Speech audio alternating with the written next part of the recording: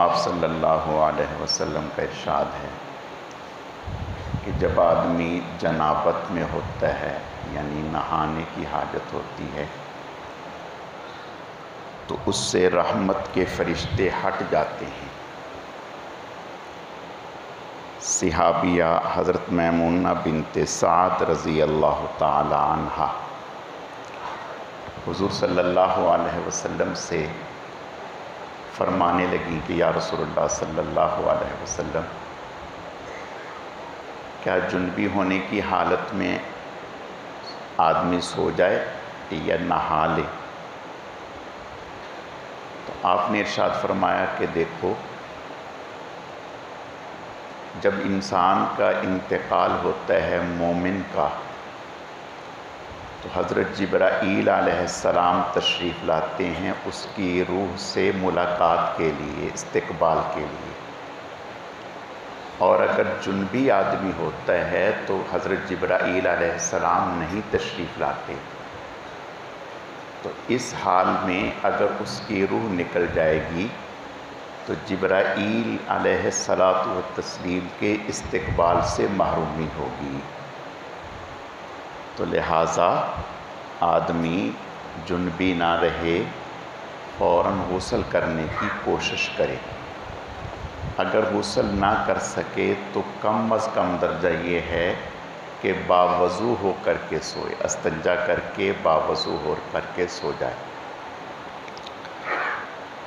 باوضو رہنا یہ بہت اونچا عمل ہے۔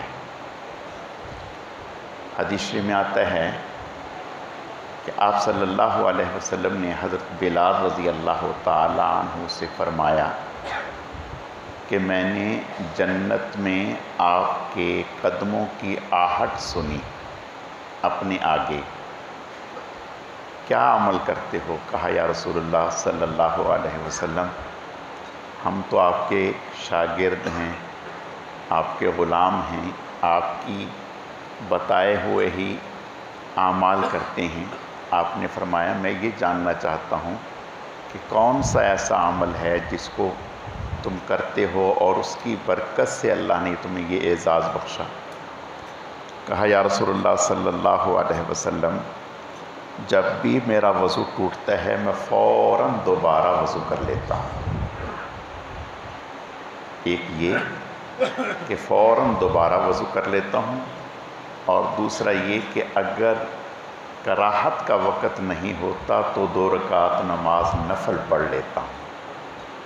آپ نے ارشاد فرمایا بس پھر یہی وہ عمل ہے جس کی برکت سے اللہ نے تمہیں یہ اعزاز بخشا ہے۔ حدیث میں آتا ہے کہ جب انسان باوضو ہو کر گھر سے مسجد کی طرف جاتا ہے تو یہ اللہ تعالیٰ کے مقبول اور محبوب بندوں کی علامت ہے کہ وہ گھر سے باوضو ہو کر مسجد جاتے ہیں۔